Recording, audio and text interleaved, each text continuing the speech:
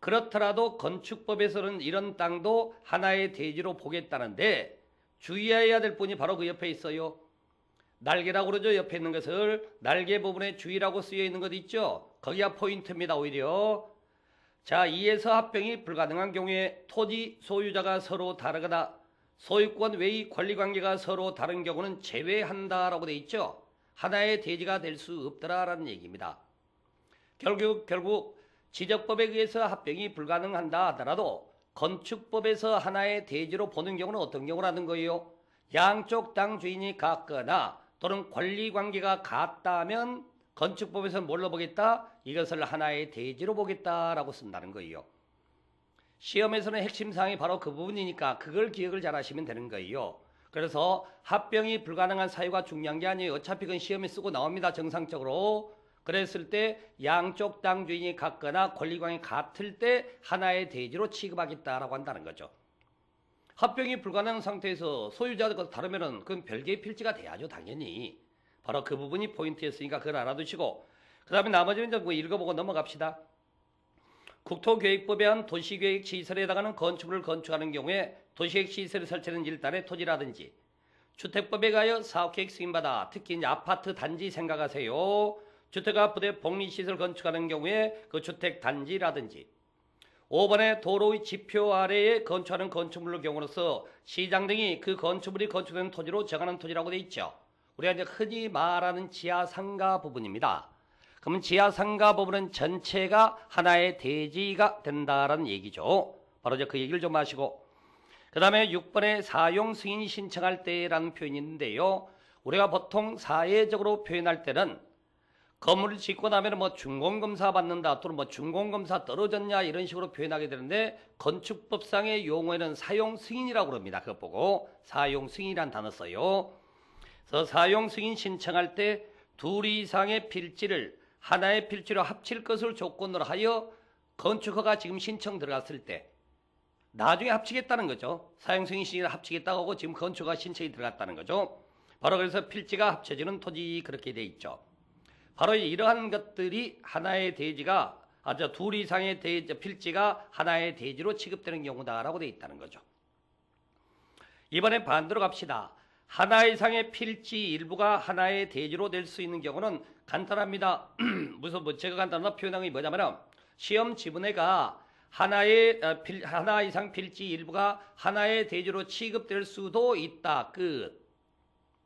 사유는 아실 필요 없어요.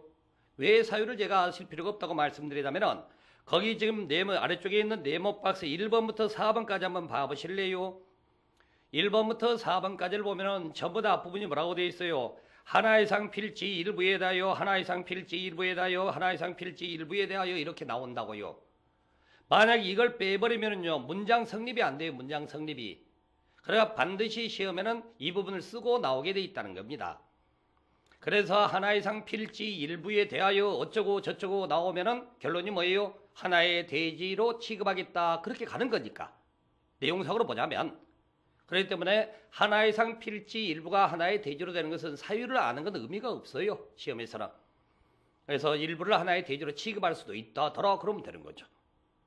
그 대신에 거기 5번 보세요. 이번에는 사용 승인을 신청할 때 필지를 나눈답니다. 필지를 쪼개겠다는 거죠.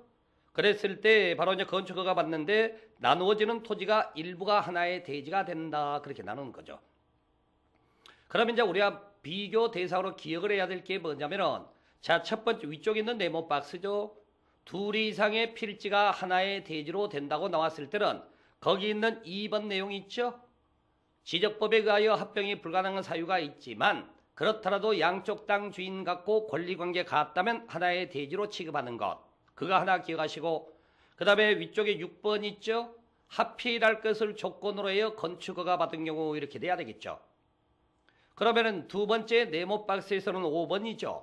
분필할 것을 조건으로 라고 돼 있잖아요. 뭐 여러분이 뭐 상식으로 알 수 있어야지 합필이라고 했기 때문에 두 개를 가지고 하나로 하는 걸 합필이라고 그러죠. 그 다음 분필이 나누는 거잖아요. 나누니까 일부가 되는 거 맞겠죠. 여러분이 상식적으로 접근이 가능한 부분입니다만은. 그래서 이제 기억해야 될 것은 첫 번째 네모 박스 2번과 5번 두 번째 네모 박스 5번에 있는 것 의미만 파악하시면은 대지 부분은 그렇게 정리하시면 된다라고 말씀드립니다. 자, 이제 그 다음에 이제 오른쪽에 두 번째 건축물입니다. 자, 우리가 이제 건축물이 이제 어떤 건지 좀 알아야 됩니다. 건축물 하는 부분에서 자, 건축물 보게 되면은요, 여러분들이 이 표현을 먼저 익히셔야 돼요. 우리가 공작물이라는 표현이 나옵니다. 공작물이라는 표현이 나오는데 여러분들이 공작물 표현을 어디서 들으셨냐면은 자, 교재 그 126페이지 한번 되돌아가 보실래요? 여러분 기본 교재 126페이지. 자, 기본 교재 126페이지를 가면은 우리가 국토계획법에서 개발행위란 걸 배우시고 그중에 이제 허가를 받아야 하는 개발행위 하는 것들이 있었어요. 그래서 교재 126페이지 아래쪽 네모 박스 2번에 보니까 공작물 설치라는 표현 나와 있죠. 그래서 거기 설명이 뭐라고 되어 있습니까? 인공을 가하여 제작한 시설물 그렇게 되어 있다는 거죠. 이걸 가지고 우리가 공작물이라고 칭한다고요. 사람이 힘이 가해져서 만들어진 모든 것을 뭐라고 부른다? 이걸 공작물이라고 말한다고. 이걸 공작물 그렇게 칭하는 겁니다. 그러면 예를 들어 뭐 중국에 설치되어 있다는 만리장성이나 그 다음에 이집트에 있는 피라미드 이런 것들도 다 공작물의 일종의 형태로 보시면 되는 거예요. 사람의 힘으로 만든 거니까. 그러면서 이제 그 중에 건축물 개념이 나오게 된다고. 건축물이라는 결국엔 사람의 힘으로 만든 거 맞지 않습니까? 그래서 이제 공작물이라는 개념이 먼저 앞서고 공작물 안에 건축물이라는 게 나오게 되는 겁니다. 공작물 안에서. 그래서 여러분 교재 이제 423페이지 대로도 되돌아오셔서 교재 423페이지 수많은 공작물 중에서 이제 건축물의 개념 설정이 나온다는 거죠. 건축물. 그래서 건축물의 개념 설정을 보니까 토지에 정착하는 공작물 중에서 지붕과 기둥 또는 벽 그렇게 돼 있죠. 또는 벽. 이걸 가지고 우리가 건축물이다라고 칭하게 됩니다. 그러면 여러분들이 이 문장의 구성 형태를 좀 이해를 하셔야 됩니다. 자, 보시게 되면은요. 지붕 또는 벽으로 이게 구별이 되는 거라고요. 지금 또는이란 단어가 오화로 나눠지는 거니까. 그러면 이 구성이 어떻게 되냐면은 기둥 위에 지붕이 설치된 형태 또는 벽면체 위에 지붕이 설치된 형태 바로 이런 형태를 갖추는 것을 우리가 건축물이다라고 부르게 됩니다. 그러면 결론적으로 건축물이 되기 위해서는 공통적인 요소가 뭐냐? 뭔가 위가 덮여있는 형태가 있어야 된다는 얘기예요. 덮여있는 형태. 기둥 위에 지붕이 설치되어 있거나 벽면체 위에 지붕이 설치되는 형태가 있어야 되겠죠? 바로 이런 걸 가지고 우리가 건축물이다라고 말하는 겁니다. 그래서 구성의 틀을 좀 아셔야 된다는 얘기죠. 자, 언젠가요 민법 판례에 이런 표현이 한번 나온 적이 있었어요. 지붕과 기둥 그리고 벽 이렇게 한번 나온 적이 있었어요. 이것도 물론 건축물인 건 맞습니다. 근데 위하고 차이를 보라고. 위에는 또는이고 밑에는 그리고라고 연결되어 있다는 거죠. 그랬을 때 지붕과 기둥 그리고 벽은요. 그 당시에 주택에 대한 판례상의 개념 정의가 이렇게 나왔던 거죠. 주택에 대한 개념 정의가. 그럼 우리가 주택이 되기 위해서는 어떻게 해야 된다고요? 사면이 막혀 있어야 된다는 거죠. 사면이 막혀 있는 상태에서 저 지붕이 설치된 모습. 그래야지만이 이것을 우리가 이제 주택이다 이렇게 봤다는 거죠. 건축물이 좀 더 넓은 의미가 돼야 되겠죠. 주택은 한정된 의미니까. 그래서 이건 그 당시 주택에 대한 개념 설정이 이러했다라고 알아두시면 되는 거죠. 바로 이것을 가지고 이제 우리가 건축물이라고 하는데 교재 그 다음에 이어서 보세요. 토지에 정착하는 공작물 중 지붕과 기둥 또는 벽이 있는 것과 이에 딸린이라는 단어의 밑줄이나 동그라미 좀 치세요. 이에 딸린 시설물이라고 해서 그 딸린 시설물 대표적으로 뭐가 있냐면은 대문이라든지 담장이라든지 하는 것도 있어요. 대문, 담장 같은 경우도 이때는 건축물의 일부로 취급하겠다는 겁니다. 건축물의 일부로 취급한다라고 하는 거죠. 그 다음에 두 번째로 보니까 지하나 고가의 공작물에 설치하는 사무소, 공연장, 점포, 차고, 창고, 기타 대토를 이용으로 정하는 모든 것들, 이런 것들도 전부 다 어떤 부분에서는 건축물이다라고 한다는 거죠. 대표적으로 이런 거 한번 봐보실래요? 요즘에 역사들이 있죠. 철도 역사들. 주로 이제 민자 역사를 짓다 보니까 아래 이렇게 이제 철길이 지나가죠?